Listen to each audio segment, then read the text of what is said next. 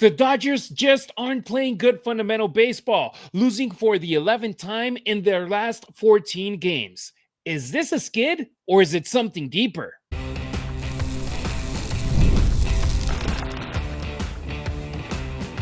You are Locked On Dodgers, your daily Los Angeles Dodgers podcast, part of the Locked On Podcast Network, your team every day. It's time for Locked On Dodgers, part of the Locked On Podcast Network, your team every day.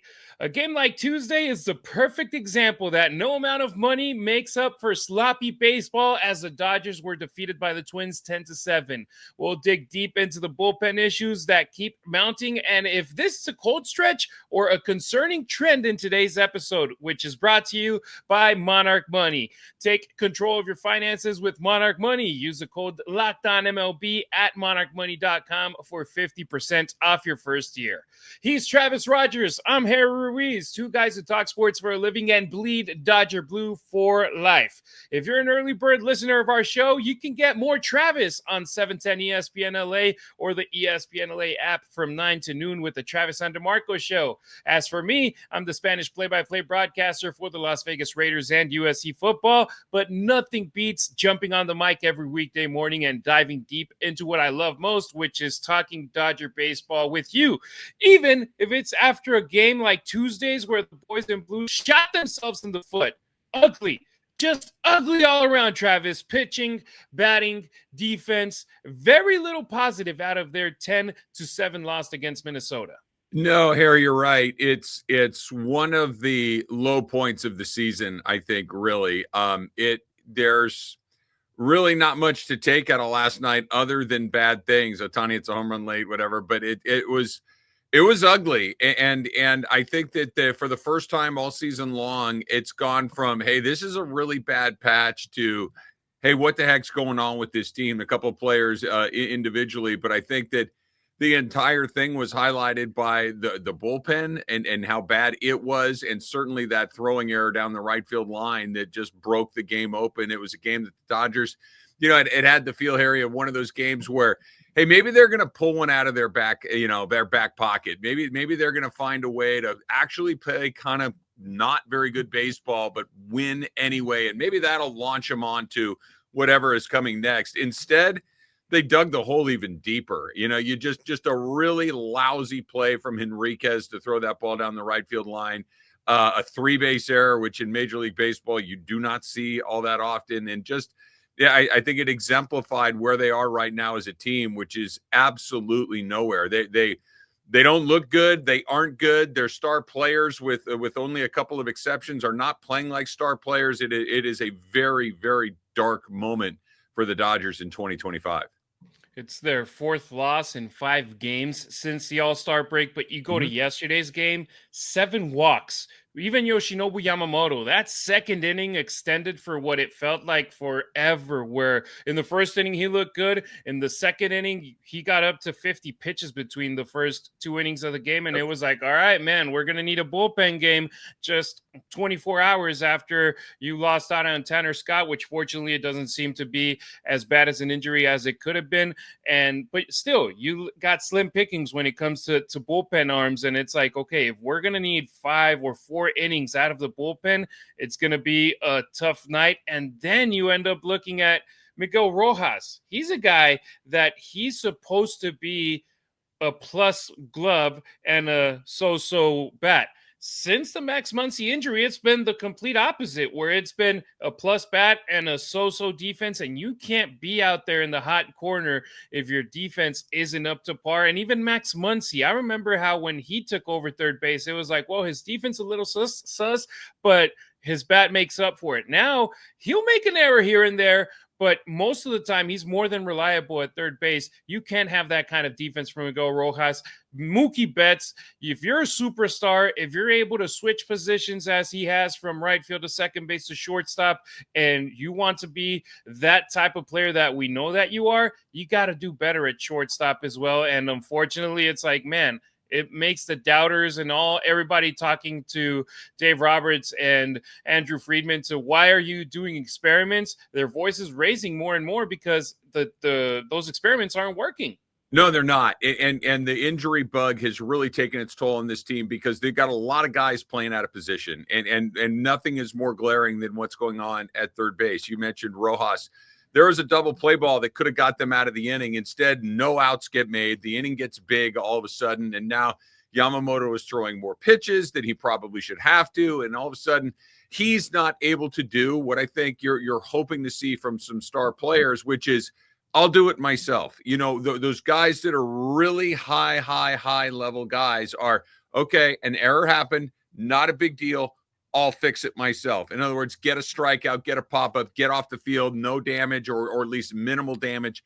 That's not what happened. The inning keeps getting bigger and bigger and bigger.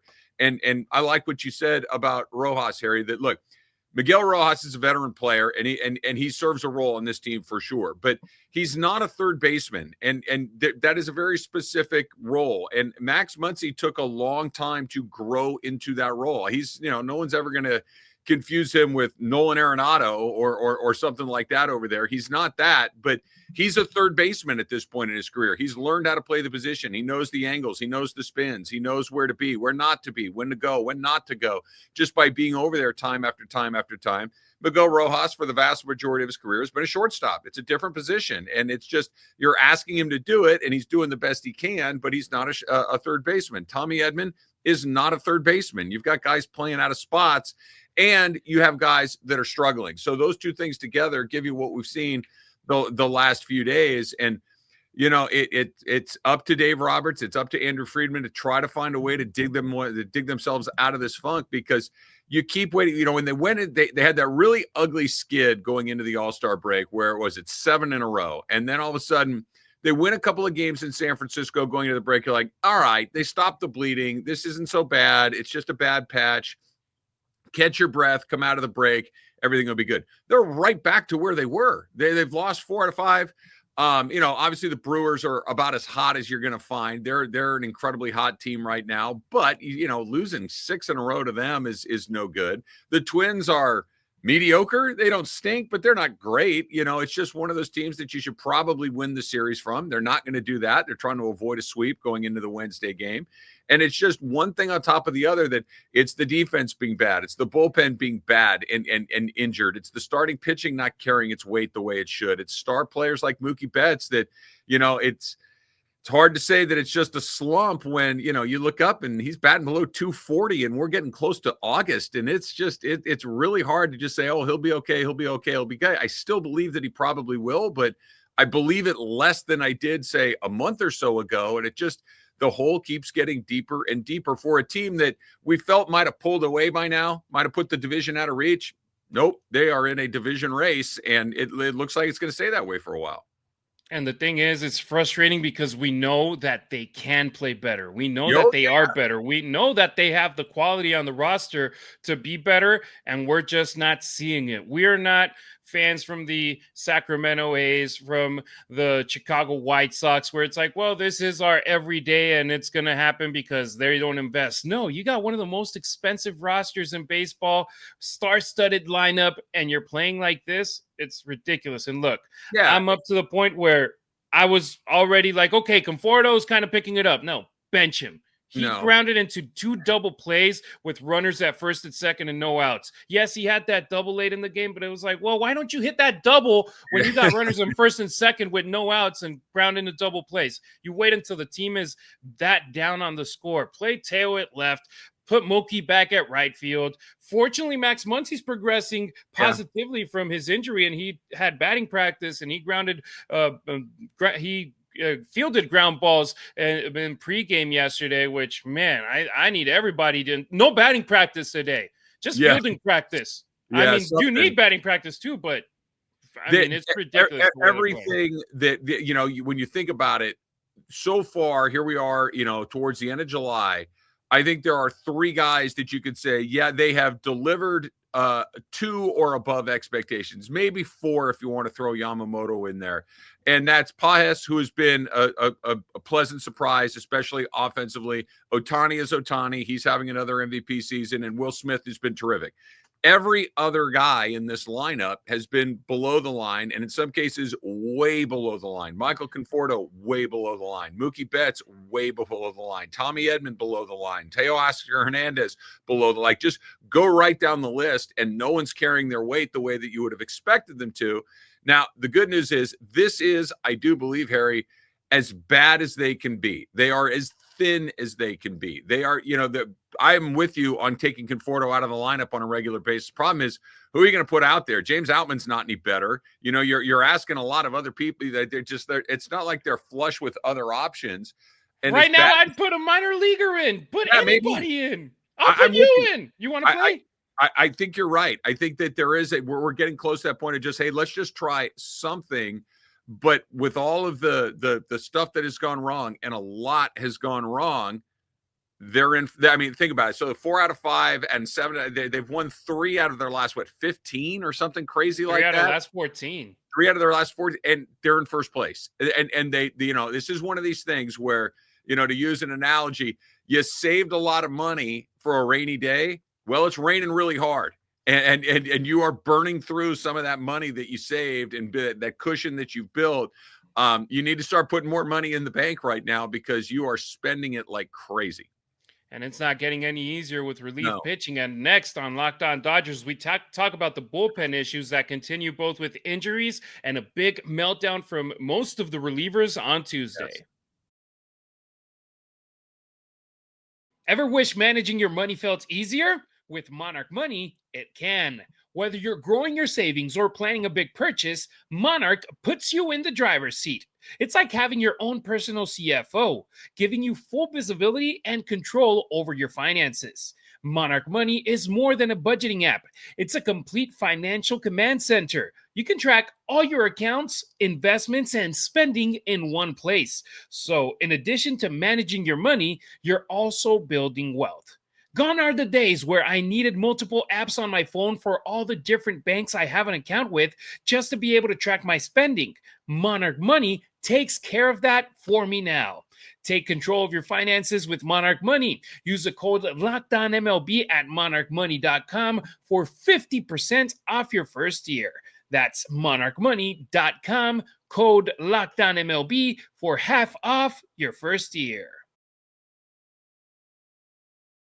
Thanks for making us your first listen wherever you may be tuning in, either on your favorite podcast app or on our YouTube channel. Smash that notification bell so you never miss a beat. Full episodes, hot takes, breaking Dodgers news, and the Dodgers postcast show with Pete Fox live after the final out of every game. If it drops, you're on it. That's how you become an everydayer here on Locked On Dodgers. Well, the bullpen struggles don't stop for the Dodgers. Ben Kasparius couldn't find the strike zone as safe as life. Same situation for Will Klein, with both of them walking 3 batters each. Edgardo Henriquez with a throwing error that cleared the bases to make a 1-run deficit grow to a 4-run deficit in the 7th, which ended up being the difference at the end of the game.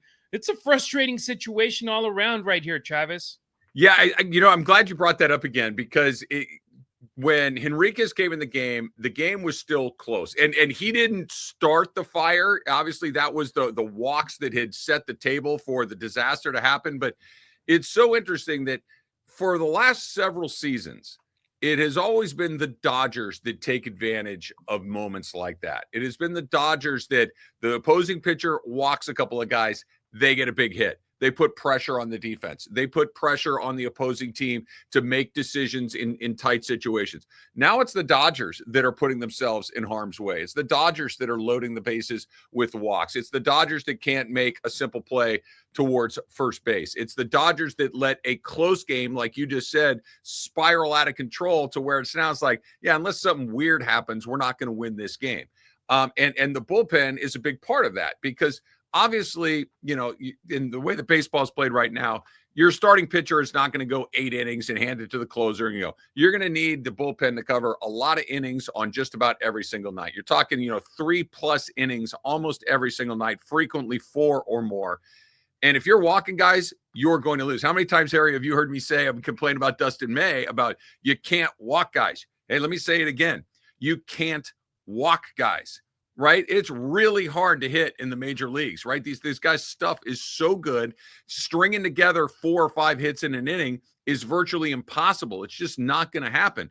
But if you walk the bases loaded, it doesn't have to happen. You just need a hit. You need one mistake, and that's what they've been doing this during this skid where nothing is going right. Whether it's the defense, this time it was the bullpen, and Kasperius, like you mentioned, he leaves with some sort of injury along the way. The day after, Tanner Scott leaves with some injury along the way, and these are two guys, Kasperius in particular, who isn't just hey, I'm going to come in there and get an out or two and shut it down for the day. Kasperius pitches multiple innings multiple times a week, and that's a big loss. And if he's down and all of a sudden you've got these other guys that are coming in that are, making their Dodger debuts, making their season debuts, those are some really inexperienced guys, unseasoned guys being asked to do a lot in big moments. And that's part of being on the Dodgers. I understand that. You're going to be playing big games with big expectations, but my, oh my, for the first time in a long time, it looks like they're not up for it. And if they're not, you got to keep looking. You got to find some guys that can come into those moments and deliver. And nobody delivered last night. Yeah, it's like, welcome to the Dodgers, Alexis Diaz, bases loaded. Welcome to the Dodgers, Edgardo Enriquez, bases loaded. And this team just couldn't find a way. I mean, the way that I think it was Klein who pitched 10 consecutive balls. And in that moment, it's like the batters, they're not even looking at swinging. They're like, you can throw it down the middle and I'm going to let you make a mistake. And Klein was throwing the ball high. Will Smith could have put the glove all the way on the ground and Will Klein was still going to throw it 5 feet in the air. And it's like, where is this team's pitching? Mark Pryor needs to do better with these guys and figure out ways to make it competitive, because with Kasperius, who I'm a big fan of, and Klein, who I'm not a fan of, when they went out there, it was like they weren't giving you competitive at-bats. And you put Diaz and Enriquez in terrible positions out there, and that's how you lose games. Yeah, no, Diaz and Enriquez were asked to do a lot, and they didn't. They did not succeed in those moments. But look, this is life in Dodger Blue. You're going to be asked to get big outs. All of these games matter, and you either can do it or you won't. And I'm not saying that they can't. I'm saying that they didn't last night. And I want to kind of flip this back a little bit, Harry, and kind of take a more of a 30,000-foot view of this. Think about the guys we're talking about. Think about the guys that we're talking about covering some of these innings right now. These were not guys that were supposed to be part of the plan, whether it's Diaz or Henriquez or Klein or even Kasperius, who we've seen, in other moments pretty good. But when you ask these guys over and over and over again, this isn't Gratterall, this isn't Phillips, this isn't Kopech, this isn't Trinan, this isn't this lawn, Scott and Yates and this bullpen that they were supposed to build. I didn't mention any of those guys' names. I mean, we're getting through the season with Kasperius and Dreyer and Knack and Sheehan and these other guys that are trying to cover these innings. And then last night, a cast of characters, like I mentioned a second ago. Season debut, you're making a team debut. It's just, it's a lot to ask for guys that are supposed to be really peripheral players that are asked to be doing some heavy lifting right now. And the reason you got to do heavy lifting because the offense isn't good, because your starting pitching isn't going deep enough into the game. This is a classic example of that chain, one thing in the chain breaks, and then the part that's supposed to cover the chain, that's asked to do too much. It breaks. The piece that's supposed to cover the break breaks, and now all of a sudden you've lost whatever it is, 13 out of 15 or wherever we are in that count. Yeah, right now, also, you mentioned Tanner Scott, who's a big piece of this bullpen, or is meant to be a big piece of the bullpen with the kind of contract he got for 4 years, nearly $80 million.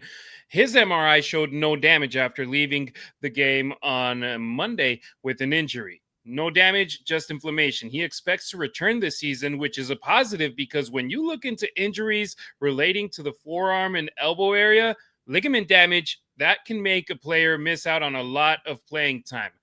But now, Ben Kasperius, he had his foot give out along with his calf cramping during yesterday's game, saying he couldn't get his legs under him. Now he's scheduled to get an MRI, and I mentioned slim pickings. Now they're even slimmer out of the bullpen, and that's what's worse is that everyone in baseball knows that. And when their phone rings with a 323, a 310, a 213 area code, the premium for a reliever will be even higher. I'll say this. Don't let Yohan Duran get on that plane later today. Yeah, you're right about that. Duran would be a great addition for sure. Yeah, you're right. The price just went up. Everybody knows that, the rich guy needs something. And if I got the thing that you need, and I know you've got deep pockets, I'm going to be asking for a lot because you've got to buy it. The price went way up. Just real quick thought on Scott. I'm glad that the imaging showed that there was no, elbow stuff, and that's good news. Let me just say, that always scares the daylights out of me. When you hear forearm, it's okay. How long until we hear Tommy John? How long until we hear elbow problem? How long until you hear that? And I hope it's nothing. It's a cramp. It's this. It's that. But anybody that's watched baseball over the last 10 years or so, the forearm always precedes the elbow, and hopefully they get that inflammation knocked out. Hopefully he comes back and is better than he's been. But that's always a very scary moment when you see a guy like that. And look, I know he hasn't been with the Dodgers hoping he was, but at least he's been available all season long. At least he's been able to go out there and take the ball when you need him to take the ball and cover some innings. And now that's just one fewer body that's down there and one more body that you're going to have to bring up to cover some of these innings. And, the Dodgers have hit that point where I think a lot of other teams have lived, and they've been really fortunate not to have to do it. But when that bullpen gate swings open, I have no idea what's coming out of there. It's one of those, I don't know, man. Cross your fingers and hope it's a good night. Whereas before it was, here comes Alex Vezina. Great. Here comes Evan Phillips. Great. Here comes Gratterall. Great. Here comes Kopech. Great. Trinan. Great. Like one after the other. Like I trust these guys. And right now, to use Dave Roberts' terminology, the trust tree, it's a stump, man. There's no tree there. Maybe with the exception of Vezina, there's really nobody down there that you feel really good about at this point. Absolutely. And man, I mean, who would you rather have? Even for somebody that's not a big Tanner Scott fan, would you rather have Tanner Scott or Edgardo Henriquez or Alexis Diaz or Will Klein coming out of that bullpen? I think the answer to that question is super easy. Well, last night's game was a masterclass on how not to play baseball. Coming up on Locked On Dodgers, is this the temporary trouble that every team goes through at some point, or is this the true identity of the team right now? If you're running a business, you know that every missed call is money left on the table. Think about the last time you had a service emergency, like a burst pipe. If the first plumber didn't answer, did you wait? Of course not. You called the next one. That's why having a reliable business line is so important. And that is why you need OpenPhone. OpenPhone is the #1 business phone system that helps you streamline and scale customer communication, all from an app on your phone or your computer. So instead of juggling two phones just to keep business and personal calls separate, OpenPhone solves that instantly. Your whole team can share one number and respond to customers like a shared inbox. No more, are you on this? Am I on this? Who's handling this? And the AI agent handles after-hours calls, answers common questions, and captures leads so you never miss a customer again.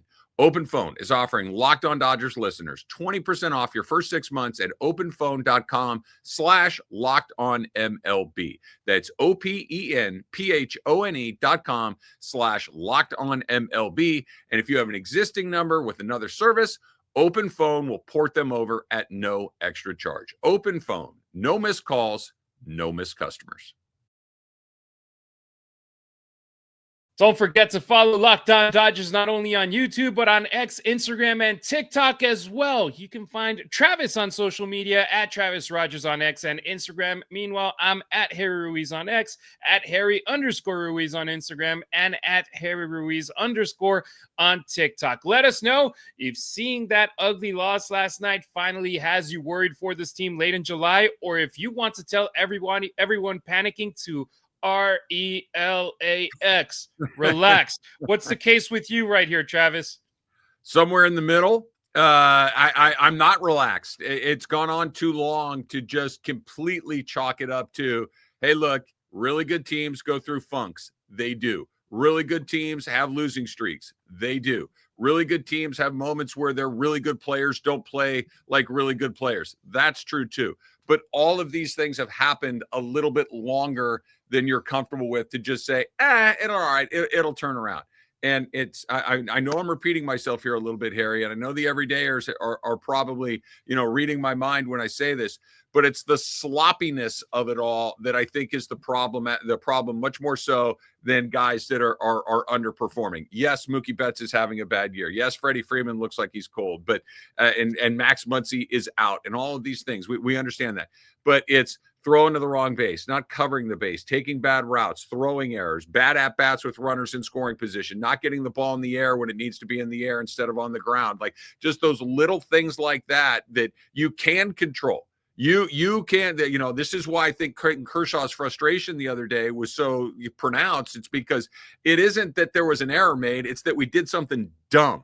And guys like that, I think, don't tolerate mistakes like that. Now, that's the dark side. The light side, I think, is an easier one to kind of explain and go, okay, they're not playing with their best guys in their best spots. They're trying to cover a lot of holes right now. Ohtani is doing what he does. Freddie is at least playing every day, but not playing at the level that you would expect. Will Smith's been really good, and Paz has been really good. Max Muncy's missing. Tommy Edman is hurt and playing out of position at third base frequently.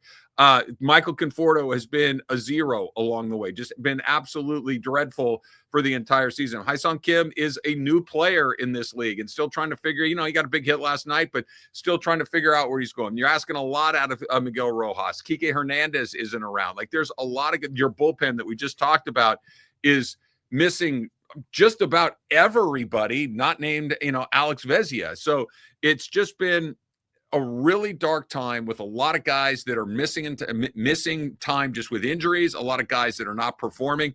It will get better, but the question is when and how far, how narrow will that lead be? Will there be a lead at all?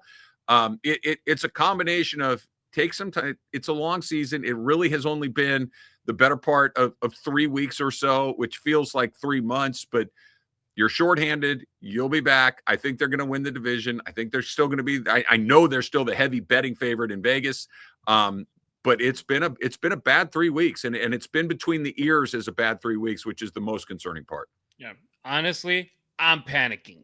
If it were the kind of baseball where I'm watching either at home or at the stadium, where it's like, well, we were close, it was a good game, and man, it gives you like, okay, it's just going to be a game or two. But it seems like since the 4th of July, since Independence Day, when we saw that terrible 18-1 loss against the Astros, it seems like this team lost its superpowers. There's been defeats where it doesn't even seem that the team showed up at the stadium, where the fans, they could have left in the 5th inning or turned off the TV in the 5th inning and they would not have missed anything. Like the only thing you missed last night, if you were watching after that Edgardo Henriquez error that you could have missed, was the Shohei Ohtani home run. But once again, this team is becoming one of the most home run dependent in baseball. And you can even look at that with the record against teams over 500 and the teams under 500, because you need to build runs. You need to be able to play small ball here and there, where if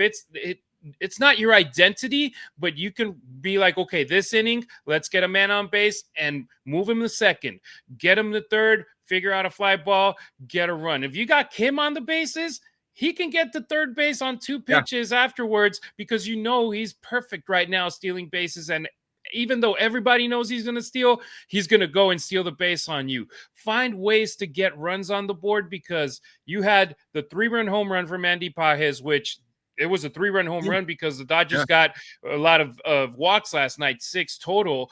But man, if you don't get those walks, then it's just a solo bomb like yesterday or the day before yesterday, Monday, with Will Smith. It's just ugly, sloppy baseball, and that's what has me worried right now, where an error from a guy like Edgardo Henriquez, you get it. He made his MLB debut last year in September, and that was it. Then he makes a season debut last night in late July. You get it. But then you look at guys like Miguel Rojas, like Mookie Betts, who are supposed to be Miguel Rojas, a plus glove, Mookie Betts, an above average shortstop, and you can't get outs in that position the way that in the key moments you want to. That's what has me worried right now. Yeah, I'll say it again. This is another one of my favorite axioms when it comes to baseball. Baseball is a game to be played. It's not an equation to be solved. And I thought that there was a moment last night. I know Oral brought it up during the telecast that when the Dodgers had first and second and nobody out and Michael Conforto coming up, Michael Conforto has had a brutal season, just awful. There really has been no bright light in this. Why are we having him swing the bat? Like, what are we doing here? Like, have him put a bunt down. I know that the math says you don't sacrifice. I know that the math says you don't give away outs. I understand that the really smart math guys at MIT that function and offer advice say never give away an out. I get it. Michael Conforto doesn't get hits. Okay, he doesn't get hits. You got two. So instead of having guys at second and third with a sacrifice bunt and 1 out and a couple of chances to bring him in, instead you get a guy at third base with 2 outs because they turn this wild 3-6-1 double play that's really hard to turn. But because he doesn't run particularly well, he's out at first base. Like, just let's do some things to try to generate some positivity, to try to generate some positive momentum. Put a couple of runners in scoring position. Let Michael Conforto contribute in a way that's meaningful. I get it. It's not going to help his batting average or his WAR or his slug or his OPS or any of that, but I helped the team score a couple of runs by putting guys in scoring position. Instead, the hole gets even deeper because he hits into that double play. Like, let's use our baseball brains, not our math brains, and just, hey, we're playing bad. We're not doing the little things right. Let's do some of the little things right. Let's move a guy over. Let's make sure we don't hit into a double play. Let's set the table for the next guy. Pass the baton. Things that the Dodgers have been really good at in previous seasons. Instead, they hit into a double play and take what could have been a big inning and make it a non-factor. Give me a number from 1 to 10. Where's your panic meter? 4. It's just there's just so much time left, Harry, and they're playing without their best guys on the mound for, like, Snell's coming, Trinant's coming, Glasnow's coming back. We're going to stretch Ohtani out. All of these things that I think are going to really start to help them look like a better team. And my panic meter on Mookie Betts is higher than 4, but for the team collectively, I'll leave it at a 4. How about you?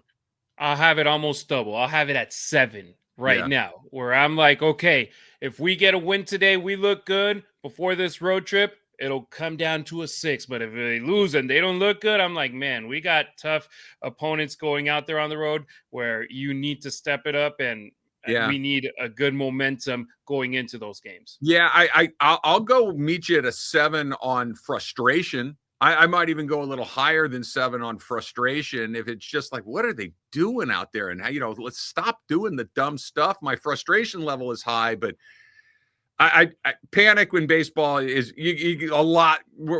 I'm still not panicking because I know they got talent. Talent typically wins the day over 162 games in 6 months, and they got more than anyone else. So I'm not panicking yet, but I'm deeply frustrated. And I know a lot of our loyal everydayers will be in the comments on YouTube saying, hey, calm down. It's not that bad. Personally, I'm up there at a 7. Hopefully it lowers down in the next couple of days. Let us know in the comments, what's your level in the panic meter from 0 to 10? Travis 4, me 7. I want to hear from you. And that'll do it for today's show. From Travis and I, thanks for making Locked On Dodgers your first listen. If you're still craving more baseball talk, then have the all-new Locked On MLB Game Night be your second listen. Every game, every night, all season long. Get local analysis on a national scale. Find it on Locked On MLB on YouTube or wherever you get your podcast. And also, catch Pete Fox after every Dodgers game on our YouTube channel with his live postcast. We'll be back tomorrow, Thursday, to chat about the series finale between the Dodgers and the Twins with Tyler Glasnow on the bump and Shohei Ohtani trying to hit a home run in 5 consecutive games for the first time in his career. But most importantly, going for the win before heading on their longest road trip remaining this season. Travis, it's not a must-win game with the season on the line, but how close does it feel to, we really, really need this one? They need it for their mental health more than they need it for the standings or anything like that. They just need to take a deep breath and reset and go on that road trip, get a day off on Thursday and feel better about it. But they're going to be all right. They are in the valley right now. They are struggling, but I am still overall extremely optimistic about where they're going to end up. Keeping our fingers crossed for today and the future. We appreciate you riding with us. Until next time, keep it real. Keep it Dodger Blue.